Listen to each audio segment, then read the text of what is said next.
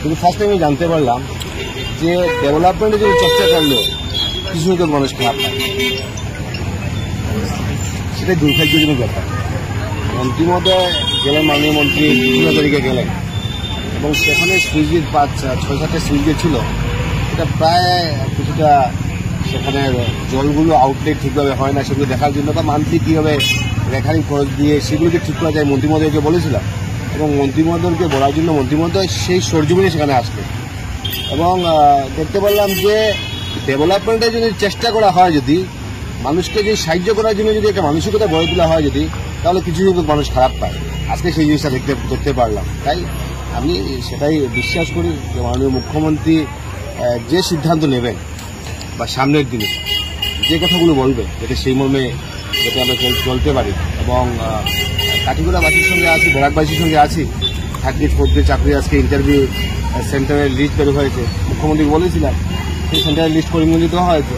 সামনের দিনে যাতে আমাদের লোকাল 3rd 4th চাকরি যেগুলো হবে সেগুলো যাতে লোকালি যাতে হয়, যাতে আমাদের অঞ্চলের ছেলেমেয়েরা যাতে বঞ্চিত না হয়, সেই কথাগুলো যদি বলা হয় যদি, তাহলে কিছু মানুষ খারাপ পায়। সেখানে আবার বলা হবে বরাকবিলিতে থাকার পরে বলা হবে এত বড় একটা বরাকবিলি, এত বড় একটা জায়গা একটা, সেখানে আবার বলা হয় যে লোকাল, সেখানে কে লোকাল কে স্থানীয়। আরে বরাকবিলি আবার স্থানীয় না স্থানীয় কি হলো? আর বরাকবিলি তো সবই স্থানীয়, এই অঞ্চলের সব আমরা স্থানীয়। এই অঞ্চলে বরাকবিলিটাই একটা আমাদের বাঙালিদের, আমরা বলবো আমরা সব বাঙালিরা সেখানে একটা সবাই মিলে একটা সুস্থ পরিবেশের মাধ্যমে থাকি। আজকে মুষ্টিমেয় কয়েকজন যে জিনিসটা করলো, নিশ্চয়ই সেটা যেটা ভালো জিনিস নয় এবং রাজনীতির জন্য আমি মনে করি একটা রাজনৈতিক প্রেক্ষাপটে এবং রাজনৈতিক পরিবেশে এরকম বাতাবরণ মোটেই হওয়া উচিত নয়। এবং আজকের দিনে যারা করলেন, যারা তার ব্যক্তিগত স্বার্থে, আমি মনে করি ব্যক্তিগত স্বার্থের জন্য সমষ্টিগত স্বার্থকে আমরা জলাঞ্জলি দিতে পারি না। তাই সমষ্টিগত স্বার্থ, অঞ্চলের স্বার্থ, কাঠিগড়াবাসীর স্বার্থ, বরাকবাসীর স্বার্থ আমাদের মুখ্য উদ্দেশ্য।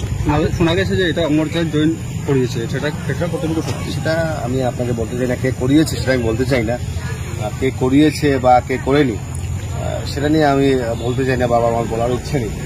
কিন্তু আমি মনে করি যে আজকের দিনে আমি জানতে পারলাম যে উন্নয়নের জন্য যদি আপনি চেষ্টা করেন, যদি আপনি ইন্ডোর স্টেডিয়ামের জন্য যদি চেষ্টা করেন, যদি আপনি অডিটোরিয়ামের জন্য যদি চেষ্টা করেন, যদি আপনি মিনি স্টেডিয়ামের জন্য চেষ্টা করেন, যদি আপনি বারুণীঘাটকে যদি একটা আউটস্থল করার জন্য যদি চেষ্টা করেন, যদি সেটা ট্যুরিজম প্লেস করার জন্য চেষ্টা করেন যদি, তাহলে কিছু মানুষ খারাপ পায়।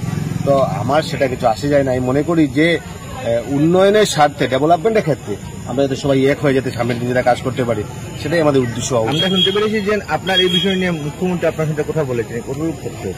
দেখুন, মুখ্যমন্ত্রী আমার সঙ্গে সবসময় কথাবার্তা বলে, সবসময় ওনার সঙ্গে কথাবার্তা হয় এবং he is the only chief minister যে প্রত্যেকজন বিধায়কের প্রত্যেকটা সময় উনি মনিটরিং করে থাকেন এবং he is a visionary leader যে কীভাবে করা উচিত, কী করলে ভালো হবে, কোন স্টেপ দেওয়া উচিত, কোন দিকে চললে আমাদের সমাজের একটা সুষ্ঠু সুন্দর পরিবেশ হবে। মুখ্যমন্ত্রী সবসময় আমাদেরকে সাজেশন দিয়ে থাকেন। সামনের দিন ওনার সাজেশনের মধ্যে যদি আমরা চলতে পারি, সেটাই কামনা করছি।